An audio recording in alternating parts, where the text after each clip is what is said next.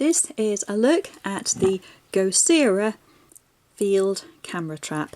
What it is an outdoor camera that's designed to take photos of wildlife or other visitors when you're not around or after dark. And this is the camera itself. It's an all plastic construction.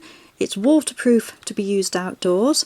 It has side PIRs here, a front facing PIR there, the camera itself, and infrared for use in dark conditions, which then produces a mono image. These side PIRs are especially useful, so when the camera's set up, if an animal comes from one side, then this primes the main PIR and the camera to take the photograph so you don't miss a shot, because speed can be quite important when you're dealing with animals which can be fast moving. The construction is good. It has a strong hinge to one side and these very tough, very easy to use clips here.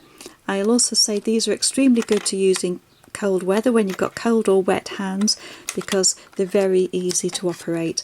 Some cameras have quite small clips and they can become quite fiddly and also quite brittle.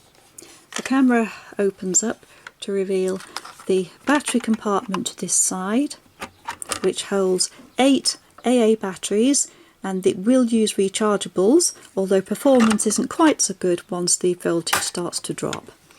And this is the control side of the camera. There's a slot here for the SD card, which just slots in at the base. A USB connection port there, and this is the main switch with the setup. Switches off, puts it into setup mode and on.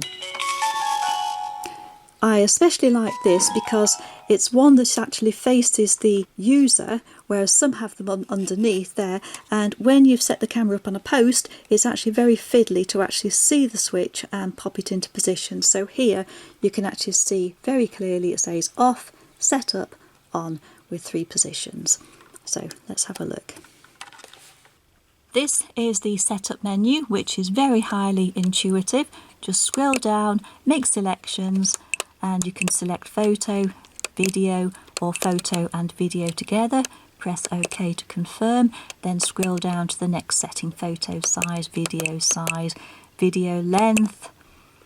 You can also use it for time lapse. You can set the side PIRs to on or off. I suggest they're on if you're using it for wildlife. It also records audio as well, and you can set a timer, date and time, time format, which can be either stamped onto video footage or photographs or left off.